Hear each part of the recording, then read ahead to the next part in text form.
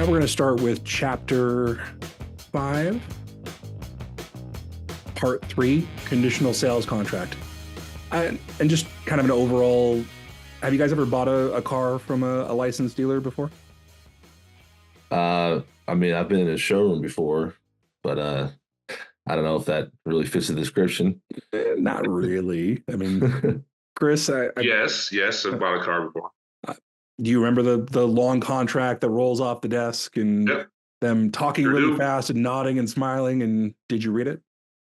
I read some parts that looked important. That's everybody that I talk to, even if you're in the industry. Now, I teach this stuff. If you're in the industry on the retail side, you probably have gone through, hopefully, the contract once. But it goes over a lot of the things and is very detailed. At one point here in California, we didn't need all of these extra forms in order to do our job. It was all based on the conditional sales contract.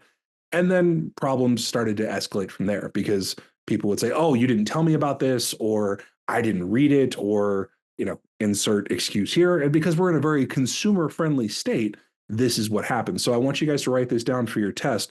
The important thing to remember for your test is, what is a conditional sales contract?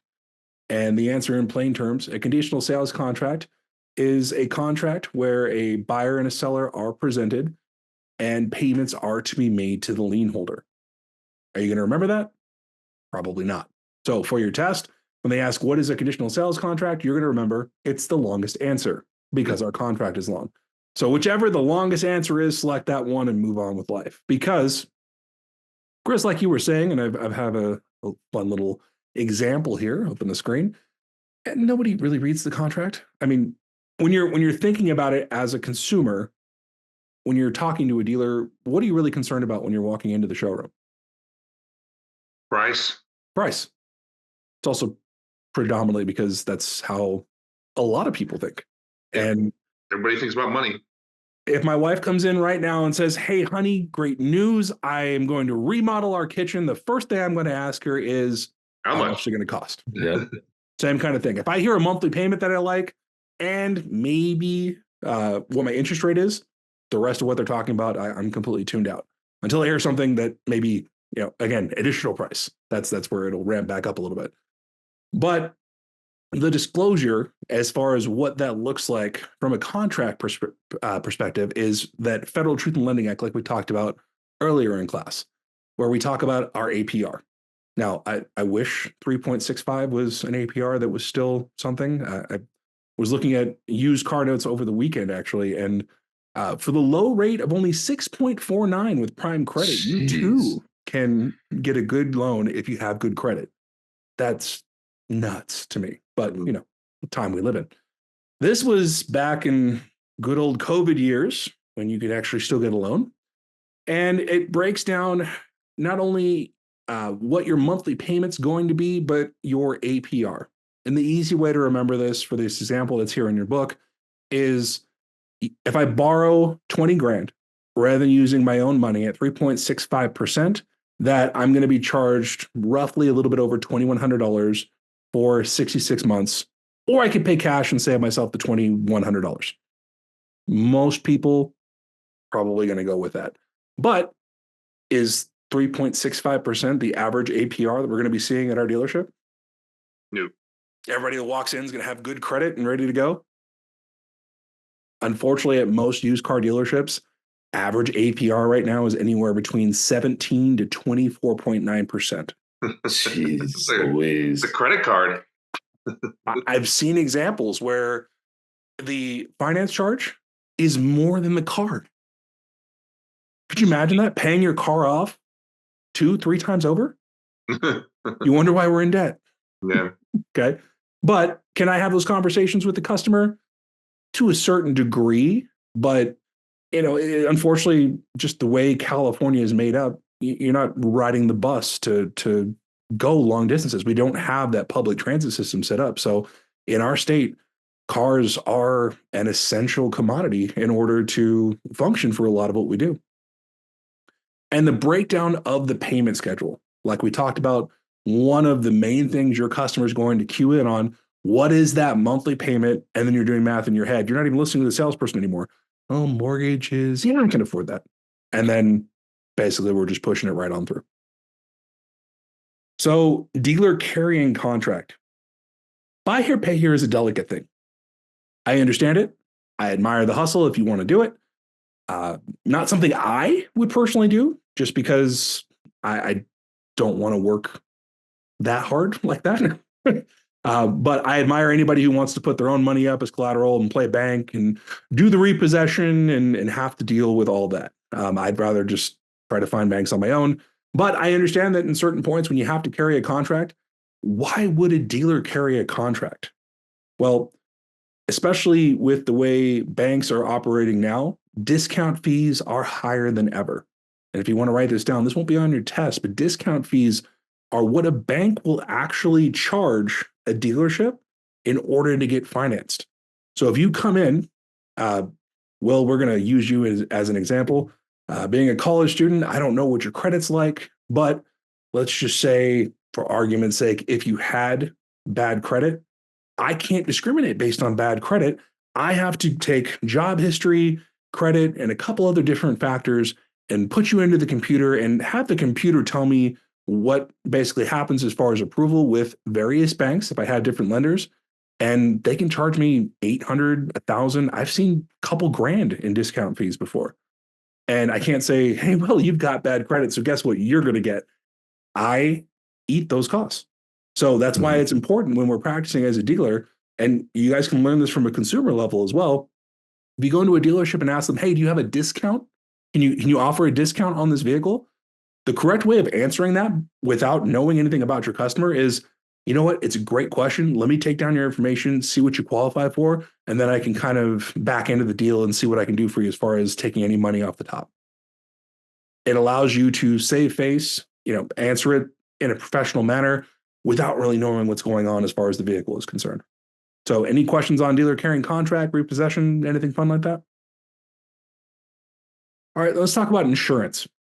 Actually, I do have a question. Do you typically handle all repossessions in-house, or you contract that out? That's a good question. You actually have to be a licensed repossession agent in order to do the repossession.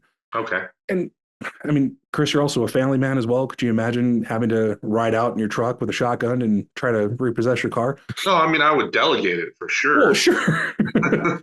But you'd be surprised. Some dealers, they like to cowboy up and just go after it. Yeah, I'm not saying it wouldn't be fun, but there's a reason why repossession agents make so much money. Mm-hmm. Statement of insurance.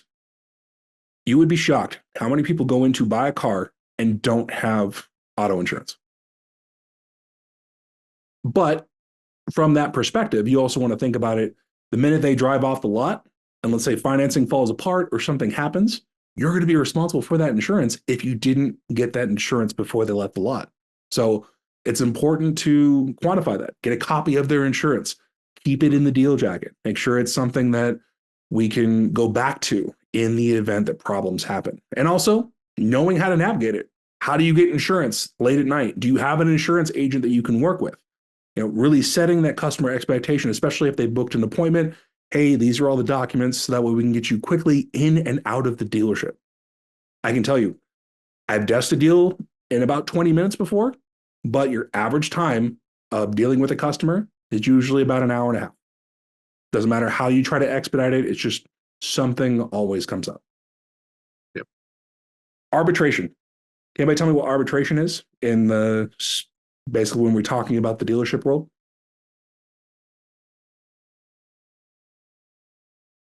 Well, I mean, I would think legal arbitration. Yeah. We're trying to refine it a little. In essence? In essence, yes. The way I like to basically put the salesman out for it is, rather than making both of our attorneys rich, if for some reason there's something that we can't come to an agreement on, you're agreeing to arbitrate so that way we can work this out like adults and get you to be a happy customer and move on with life. So it's them agreeing to not use third-party arbitration. Correct. Or involving attorneys or things of this nature. Right. Yeah, most people just completely run right over this and do it anyway.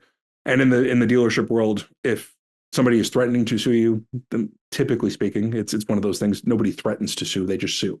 Okay. Mm-hmm. So once an attorney is already involved, it's a situation of, Again, we can't give you legal advice as far as the school is concerned, but there is definitely something you want to talk to a trusted lawyer or some kind of law firm to kind of weigh out your options and see. There are a lot of really good tools for dealers out there. So I definitely encourage you to do that research.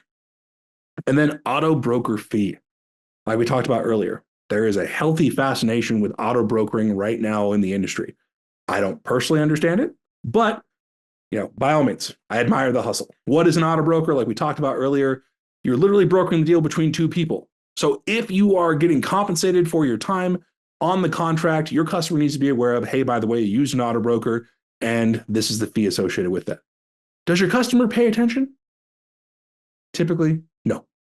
No. We have to make it aware. We have to make them very conscious of the fact, but a lot of it's just, when do I get my car? Okay. And we, again, guide them down the path.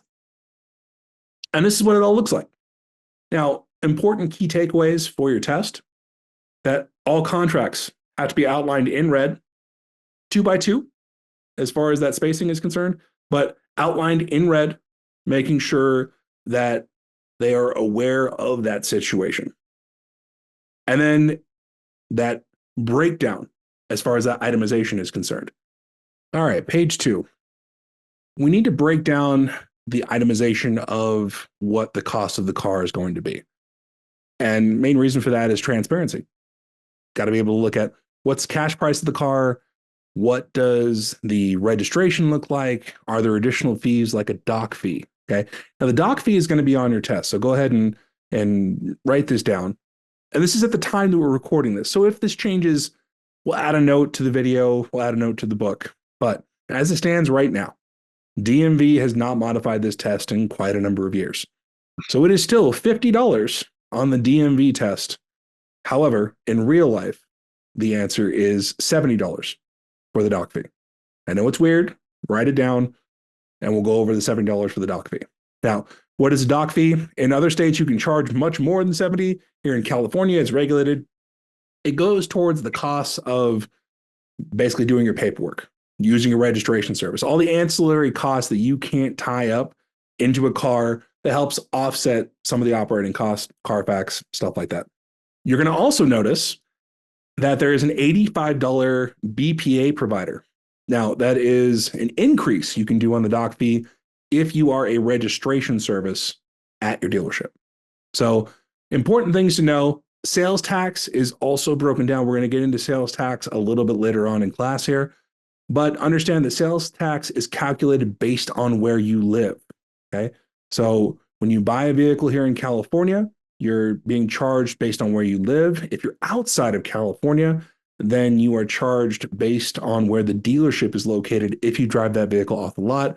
But we'll get into a little bit more of those dynamics as we go through here. And better to overcharge for registration. Let me kind of articulate that for a little bit. Now, unless you run a KSR on every single vehicle, overestimating fees is always a best practice because you have to refund those to your customer anyway when you register your vehicle, cut them a check, goes in the deal jacket, everything's retained. If you didn't charge enough for registration fees, you as a dealer still have to pay that outstanding amount, and then you have to go after your customer to get restitution. So could you imagine I sold you a car, Will, and then I didn't charge you enough and say, hey, Will, I know we talked about that earlier, but I'm going to need some more money for registration. What would you tell me? I know, pound sand.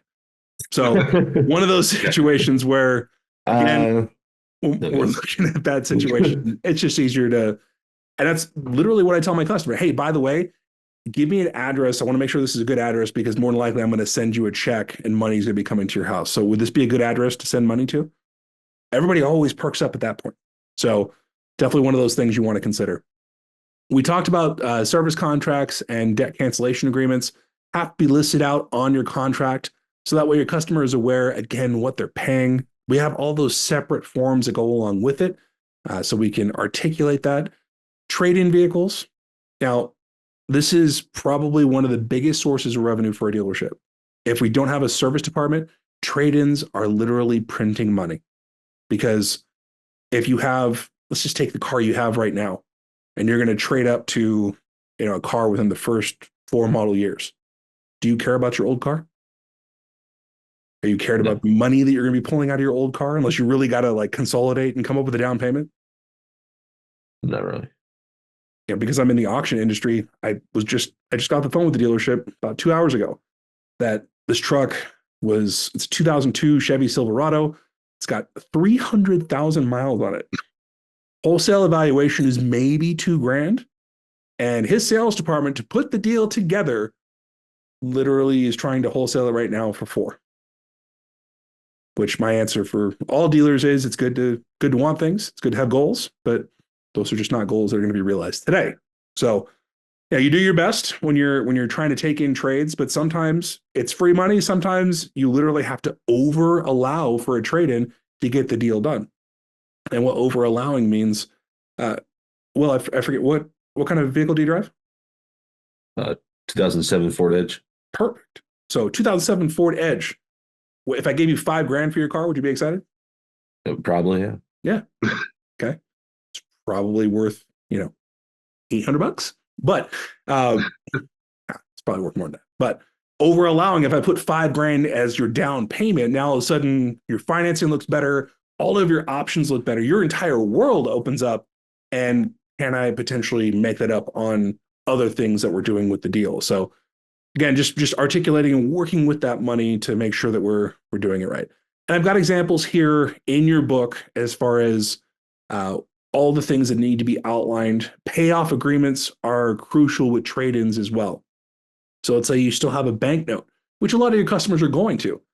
This is where dealerships kind of have that competitive edge with a lot of their customers, because if I'm buying a car, let's say off Facebook, and I don't know any better, do I want to go and pay off somebody's loan and then give them the difference on the price? It just sounds weird if you're not in the car industry. I used to do it every day.